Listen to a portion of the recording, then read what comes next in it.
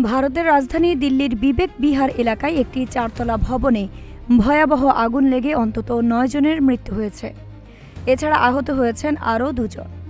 রোববার ভোর প্রায় ৪টার দিকে ভবনটির দ্বিতীয় তলায় আগুনের সূত্রপাত হয়। তাৎক্ষণিকভাবে ঘটনাস্থলে ১৪টি ফায়ার টেন্ডার পাঠানো হয়। তবে দমকল কর্মীরা সেখানে পৌঁছে দেখেন আগুন তৃতীয় ও চতুর্থ তলায়ও ছড়িয়ে পড়েছে। স্থানীয় কর্মকর্তারা জানিয়েছেন, ভবনটি থেকে ১ ডজনের বেশি মানুষকে জীবিত উদ্ধার করা হয়েছে, আর আহতদের চিকিৎসার জন্য গুরু তেগ বাহাদুর হাসপাতালে ভর্তি করা হয়েছে। প্রায় ২ ঘন্টার চেষ্টার পর সকাল ৬টার দিকে আগুন নিয়ন্ত্রণে আনা সম্ভব হয়। ঘটনাস্থলে দৃশ্যে দেখা গেছে ভবনের অনেক অংশ পুড়ে গেছে এবং উপরের তলা থেকে ধোঁয়া বের হচ্ছে। শাহদারা জেলার deputy police commissioner Rajendra Prasad Mina বলেন, ভোরে প্রায় ৪টার দিকে আগুন লাগার খবর পাওয়া যায়। সঙ্গে সঙ্গে ফায়ার টেন্ডার ও স্থানীয় পুলিশ ঘটনাস্থলে পৌঁছে যায়।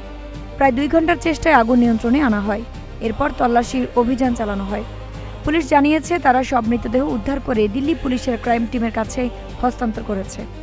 আইরিন হাসান, নাগরিক প্রতিদিন।